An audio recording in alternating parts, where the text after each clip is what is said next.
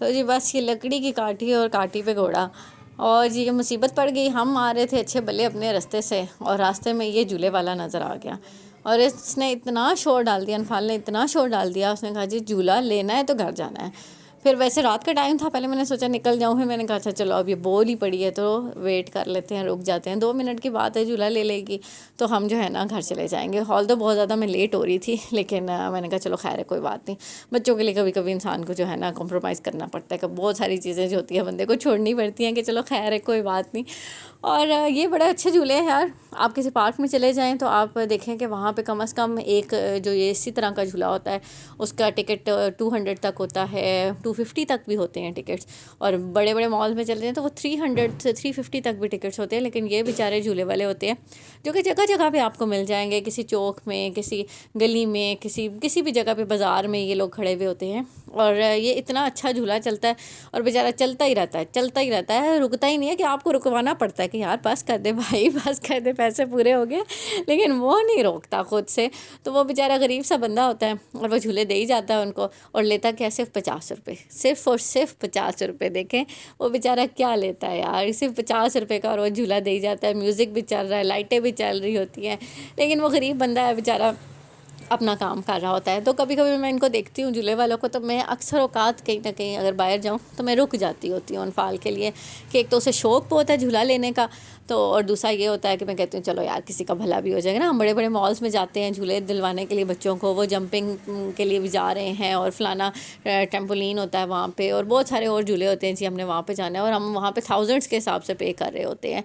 हम आप कसम से जॉयलैंड चले जाएँ तो हम बस 10,000 कहीं पर भी नहीं गया ना, मिनट में खड़े खड़े आपका 10,000 रुपये लग जाते हैं।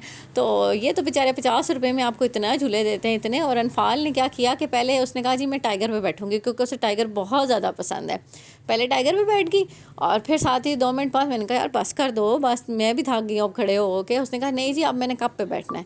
फिर वो कप पे बैठी, फिर उसके बाद आखिर में कहती है अब मैं हॉर्स पे बैठूंगी। मैंने कहा लै तेरी भाई, यानी कि अगर इसमें कोई 2-4 और ऑप्शन होते तो उसने कहना था मैंने एक एक बार सारों पे बैठना है। और वो उसने सारे झूलों पे बैठी। और फिर एंड में मैंने उससे पूछा झूले वाले भाई से, मैंने कहा भाई कितने पैसे दूँ? तो कहता है जो आपका दिल करता है देते हैं।